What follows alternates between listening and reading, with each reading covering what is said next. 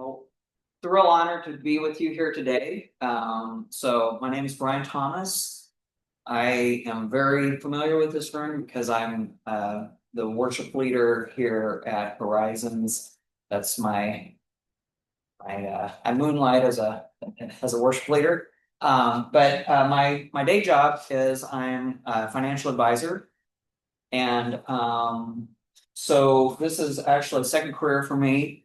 My first career, I was a pastor for about 20 years and spent almost 9 years working at People City Mission here in Lincoln, uh, providing pastoral care and support and advocacy for homeless people. Started a church for homeless people, and that was wild. But yeah, so as a financial advisor, my specialty is retirement income planning, which invariably overlaps with estate planning. And so this perspective that I bring, because I was a pastor for a long time, and that's where most of my education was, and all of that, I invariably approach these questions both from the kind of technical financial side, but also bring that pastoral background that I have. So I'm gonna just kind of weave in a little bit of that stuff as we go. So, thinking about why do we give? Why are we here today talking about this stuff? And I think the big reason is that generosity reflects the heart of our good, generous God. It's it's who we believe and proclaim that God is. And so when we are generous, we are being like the God that we believe in and we serve. And so and here's another reason is that Jesus assumed that we would be generous. So in the Sermon on the Mount, the most condensed body of Jesus' teachings, in the Sermon on the Mount, Jesus says, so when you give, right? He doesn't say, if you give, if you decide to give, he says, when you give. And a few verses down, he says, and when you pray. And so he assumes, if we're going to be people of prayer, if we're going to be people of faith, that we're also generous people. Like Jesus doesn't even question that. He just assumes that it's the reality. And so generosity should be just as natural for a follower of Jesus as praying is. What Jesus doesn't address is the how, right? And so I'm going to get into some kind of the vehicles and ways that we can do that, because there are different financial instruments today than there were 2,000 years ago, obviously. And so I want to talk about finding efficiency through charitable giving. And I'm convinced that there's no inherent altruism in haphazard giving. Haphazard giving isn't any more virtuous than planned, smart giving. And so, giving in a way that is smart and efficient does not diminish the beauty of the act. I'm convinced of that. If anything, intelligent generosity leverages resources to produce the most good in the world per dollar given. And so efficient giving strategies multiply the gift or multiply the impact of the giver. And so you think about one of the main ways that Jesus talks about a believer's relationship with wealth. One of the main terms that he uses is this concept of stewardship, or that we are managers, right? So from a from Jesus' perspective on wealth, he really conceptualized it more that we are not owners, but we're managers, stewards, right? And so you think about like a smart manager is efficient with the resources that they have. They manage it. They use the right tools for the right job, right? A good manager is creative and resourceful, and so that's the way that we want to approach this. And as a financial advisor, I have found that people want to do. There are things that people want to do if they are shown how to do it. And so creating efficiency is the way that we're able to do that. And so obviously one of the most obvious ways that we do this is that we pair gifting strategies with tax planning. Okay, now I want to offer this caveat. I'm not a tax professional. I'm not offering tax advice. However, everything that I do as a financial planner overlaps. There's tax consequences for everything that we do. And so we have to kind of walk this fine line where we bring ideas and say, hey, this is something that you could talk to your tax professional about. We see that there could be an opportunity here for you. And so that's what I want to do today. Okay, so when it comes to estate planning, tax planning is needed to avoid the IRS becoming the primary beneficiary. Now, I believe in paying taxes. Jesus said, give to Caesar what's Caesar and give to God what's God's. He also told Peter when it's time to pay the taxes, go down and get a fish out of the lake and you'll find a denarius and that'll be enough to pay your tax and my tax. Like things are a lot more complicated now than that would be awesome. Just like, oh, all right. so anyway, I'm going to start with just some low hanging fruit, and then we'll get more creative as we go along. And so when it comes to efficiency and tax planning, making sure that the IRS is not the primary beneficiary of somebody's estate, there needs to be some things put in place along the way. And so low hanging fruit. Let's talk about long-term capital gains property. Okay, so if somebody has an asset that has appreciated significantly and they're looking, they are at the point where that needs to either be liquidated or it's no longer a significant part of their financial plan. That asset, that appreciated asset can be gifted to the church, gifted to the charity. It could be real estate. It could be individual stocks that have appreciated. It could be mutual funds. It could be ETFs. But an appreciated asset, and somebody wants to avoid paying long-term capital gains tax, they can gift that to the charity. It is transferred, and it could be a car. If you listen to NPR like I do, like, give us your old junky car. It's okay. Why? Not because they're going to give a car to the reporter to drive around. No, they're going to take that. It's going to be a tax write-off for the person who gives it to the nonprofit, and then they're going to sell that with no tax consequence, and it's going to be used as income for them. Okay, and so what happens is that the property is transferred. It could be real estate, securities, capital assets. It could even be business interests, which that wasn't probably not going to happen in the context of church. It's held longer if that owner has held it longer than a year, then it becomes eligible. So in most cases, the donor can elect immediate income tax deduction for either the fair market value, okay, up to a cap of 30% of adjusted gross income.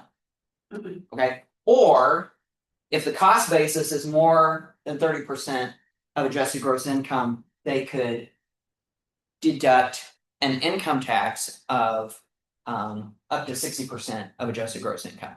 So a scenario, let's just kind of paint like a scenario when somebody might want to use this. Let's say somebody has so I've had clients where this has happened. Family member dies. They inherit part of a farm. Okay. That farm, maybe they hold it for a couple years. So there's some tax implications that why they would want to hold it for a couple of years, but at some point they're not planning to go on farming. They don't want to manage like the land leases and all that, and they sell their, whatever it is. Let's say it's 200 acres. That's going to be a lot of money that in 1 year now is dumped onto their income tax. And so they're going to have, taxable income, 300, 400, $500,000, whatever that number is. Yeah, it's going to be more than that. So you've got this 1 year where you've got a lot of taxable income. In a year like that, it could make a lot of sense to take another appreciated asset that you have, gift it to the church, get a significant tax deduction to where it drops you down into a lower tax bracket and you actually save money by giving something. Okay. Now, lots of ways that could play out. So appreciated stocks and mutual funds, in a non-qualified brokerage account. You wouldn't do that with, say, an IRA or a Roth IRA. You wouldn't do it with a qualified account, but you would do it with a non-qualified brokerage. That would be more the asset that you would use. Okay. So all right, good deal. So that most of us are probably familiar with this concept. I don't think we probably use it as much as we could. And maybe our people are not aware of these options. But okay, let's talk about which bucket is most efficient. So in financial planning, I'm always looking at it through essentially three different buckets from a tax perspective. You've got tax deferred, which is, most people have. There'd be a 401k, an IRA, 403b.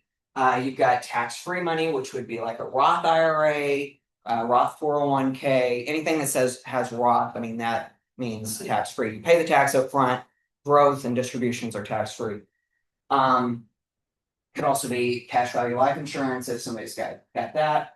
And then taxable. So this is everything else. This is, non-qualified investments. Okay, so when it comes to giving, which one of these buckets is most efficient? In the scenario that we just talked about, where somebody has, a year where they have a lot of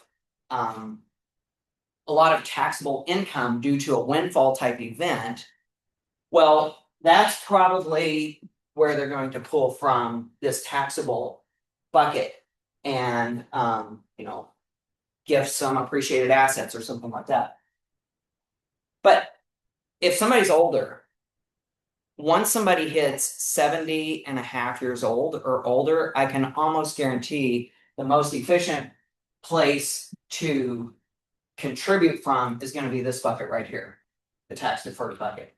Okay, and why is that? Qualified charitable distributions.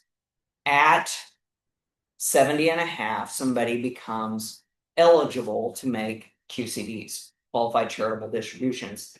Now, so with this bucket of money right here, tax deferred money, when somebody makes a contribution to that, either through their employer 401k or through their personal IRA, that money comes off their taxable income for the year. It's not taxed. It's not taxed. If it's in there 40 years, 50 years, it's not taxed at all during that period of time. And so let's say they contributed $10,000 and that money grows to $100,000 over 50 years. Not unreasonable at all. Okay. But there comes a point when the IRS says, hey, hey, that money you've got there, we've never gotten any of that, and we want some of that. Okay. And so that's what we call the age at which RMDs, required minimum distributions, kick in. Okay, for years and years, that age was 70 and a half. Okay, that number has been changing because life expectancy has gone up, et cetera, et cetera. Okay, and so this is the new RMD age. Okay, so if you were born before July 1st, 1949, it's 70 and a half. If you're born 1960 or later, like me, RMDH is age 75. Okay, now the good thing is that QCD age has not changed. Qualified charitable distribution age used to be the same as RMD age. Now there is, depending on when you were born, there's potentially a 4.5 year gap between when you can start making qualified charitable distributions and when you're required to make RMDs. Now, this is why this is really important, okay? Because in 2019, at the end of 2019, there was a bill passed called the Secure Act. Okay, the Secure Act made a monumental change that a lot of people have no idea about, and it even took financial advisors. We were surprised. Like, some financial advisors, it took them quite a while to pick up on this. Okay, the Secure Act eliminated what was known as the Stretch IRA. Has anybody ever heard of a Stretch IRA? Stretch IRA was this provision that you could, if you inherited tax deferred money, if you inherited let's say your mom's 401k, her IRA, if you inherited your mom's IRA, that you could stretch that required minimum distribution out over your lifetime.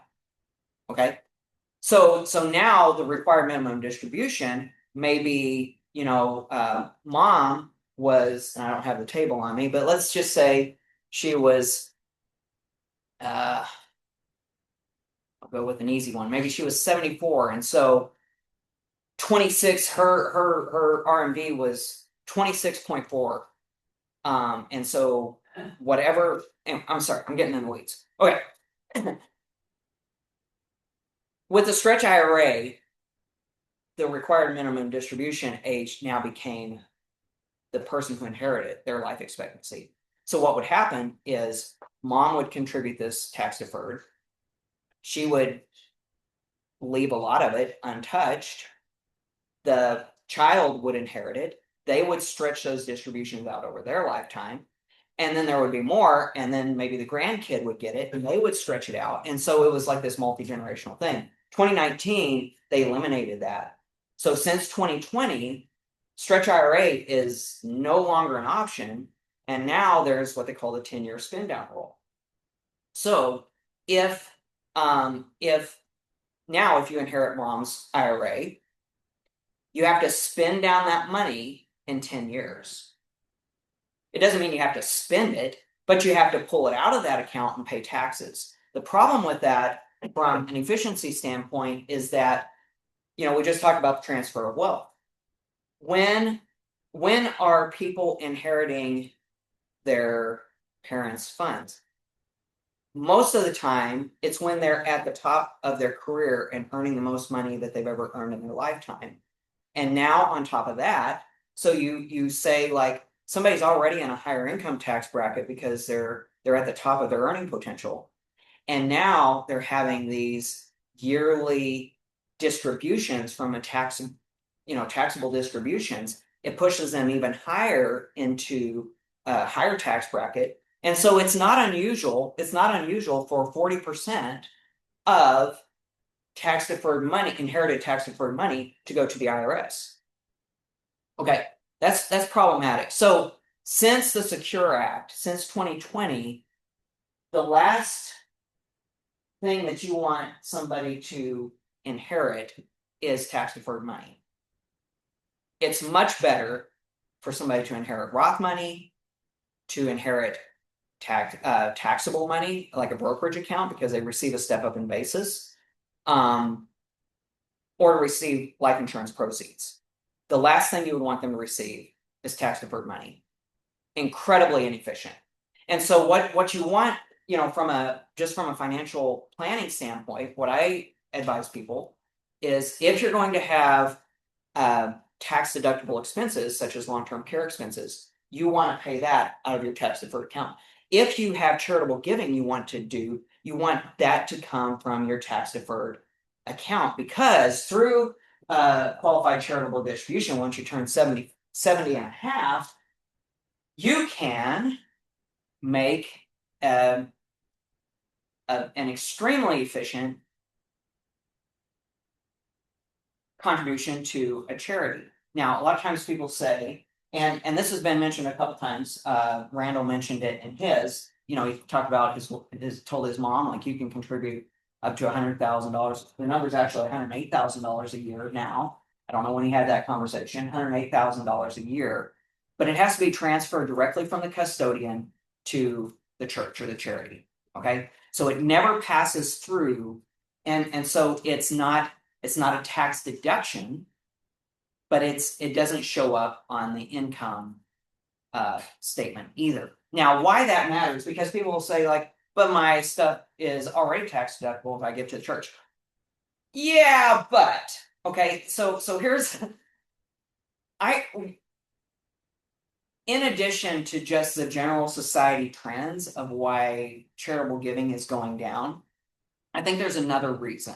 Okay, just quite honestly, it's not such a great deal as it used to be from a tax standpoint.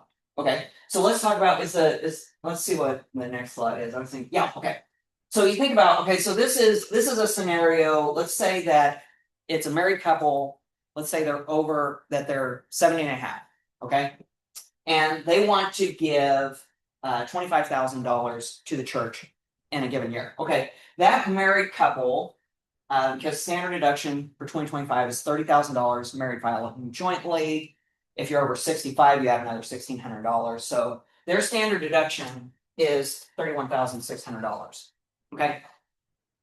If they give $25,000 to the church and they're not itemizing, unless all their deductions are more than this number right here, which is a big number, okay? Up until 2017, it was half of this. All right. So now the single filing is actually more than what the joint filing used to be. Okay. So we've got a massive, standard deduction now, and the bill that was just passed, the BBB, I don't even like to say that. It made these things permanent. Okay. So this is now permanent. 2017, it was temporary. This is permanent. How am I doing on time? Are we okay? Okay. So here's what happens. Unless you're itemizing and you give $25,000, you don't have all this. Let's go to the next slide. So because what you're doing is you're giving to a nonprofit where it would be tax deductible, but you're filling up your standard deduction with that. In the end, the tax benefits that you have is only $6,600. Okay, so I don't know, but I think that has to be something that's like dragging down on charitable giving, because, like, if you get ready and you're doing your looking at your taxes at the end of the year, it used to make sense, like, hey, you know what? I can be more efficient if I give, another $5,000 here to the church, because I'm already well over the standard deduction, and so if I itemize, it's gonna help me, it's gonna drop me back down. Okay, it's just there's fewer and fewer scenarios where people are itemizing. The average person, most people take the standard deduction. QCDs, qualified charitable distributions. If you're 70 and a half, what happens is you can, let's go to the next one.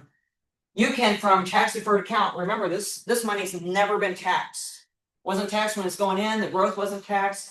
And if I give it through a qualified charitable distribution, it comes straight from here, straight to the charity, and I can get $25,000 that doesn't show up on my income, and now I still have my full standard deduction available to lower my taxable income.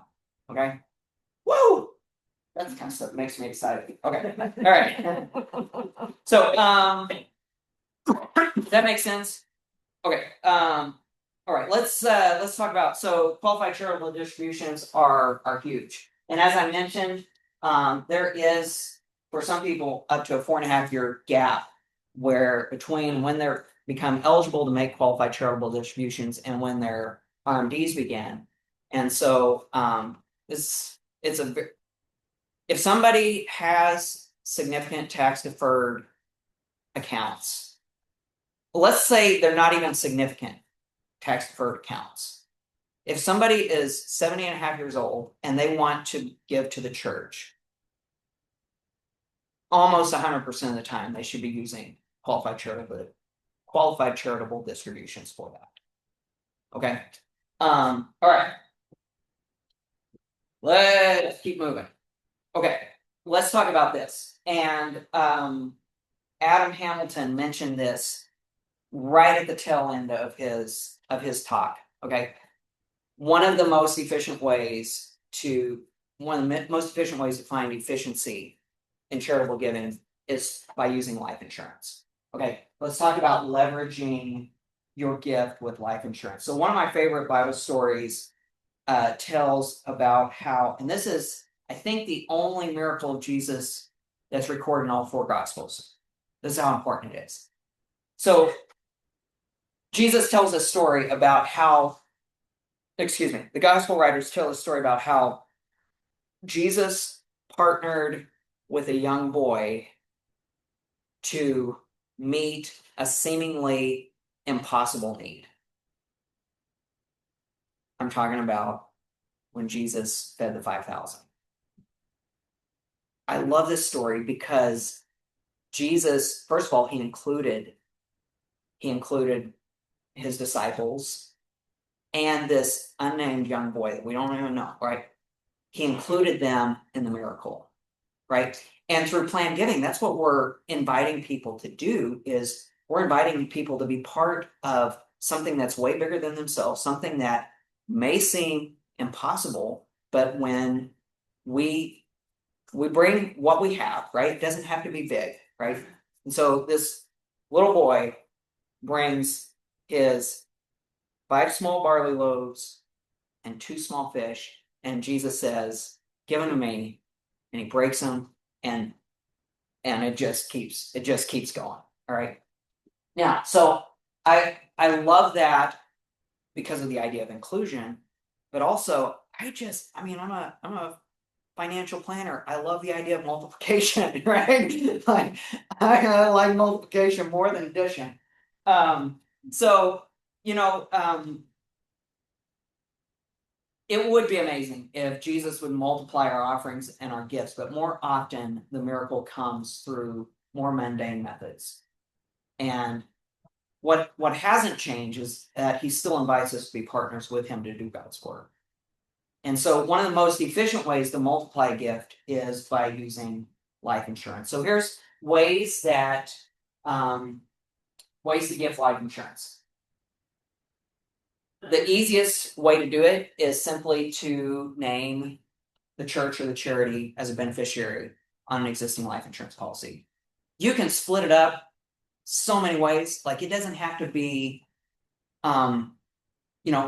if it's you want to add the church as a 5% beneficiary or 10% beneficiary on a policy that you already have 1%, whatever it is, right?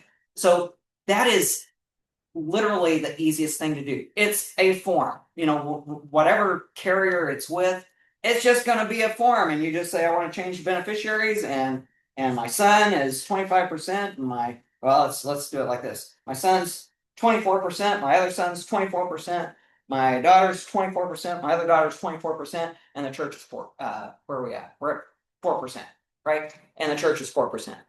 It's literally that easy. You sign it, you send it off, and it's done. Okay. Another thing is that if somebody has a life insurance policy that they don't need anymore, maybe it's a permanent life insurance product that they don't want to pay the premiums on anymore.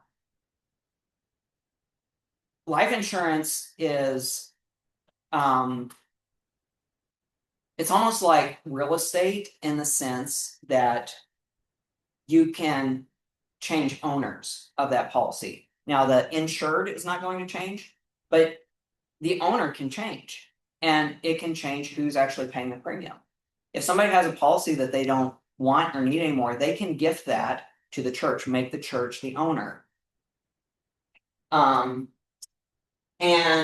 So gift an unneeded existing policy of church, or if somebody really likes this idea, they could take, and if they're insurable, they could take out a new policy on themselves and make the church the owner of that. Now, let's there are, I think, a few states where this isn't possible. Kansas and Nebraska, it's perfectly, you can do it in Kansas and Nebraska for sure. Most states you can do this in. I think there are a couple that you can't, but I don't do business in those states, so I don't not too concerned. So all right, so what if now there's a whole lot, I mean, so many ways to talk about charitable giving. I've only hit essentially two concepts here. What if, if we do these separately, somebody does qualified charitable distributions, or a gift of appreciated assets, or they use life insurance, like any one of these concepts are powerful in and of themselves. Where you really start to see like multiplication is when you use them in combination with each other. So imagine a scenario where somebody says, hey, I want to make qualified charitable distributions to the church, and I have this life insurance policy that I don't need anymore and is gifted to the church. And so qualified charitable distributions come to the church. A portion of those are used to pay premiums on this gifted life insurance, and the impact is multiplied. Anyway, I get really excited about that because we're talking about leverage, right? And being efficient. If you find somebody who wants to do something like that, talk about multiplying the impact of the giver. That's real multiplication, real impact. So anyway, those are my thoughts. If somebody has a life insurance policy, I think considering adding the church as a beneficiary is a very easy thing to do, and it's not burdensome at all. And it ensures a future gift for the church. If somebody has a policy that they don't need anymore, they can gift that to the charity. People don't like the idea of having paid premiums for a very long time and then not seeing anything come out of it. That is, I think a life insurance policy that you pay premiums on that lapses right before you need it is like the worst thing ever. Okay. But just because somebody doesn't need it anymore doesn't mean that all that investment has to go to waste. It could be gifted. And yeah. So and if somebody really likes this idea and they're insurable, they could take out a new policy. The person could retain ownership and pay the premiums, or make the charity the owner, and then the charity pays the premiums for the policy. So anyway, if any of these ideas are interesting to you or you'd like to learn more, I think my info is here. I'm literally in walking distance here of the church, and so I'd love to have a conversation with you. Thanks.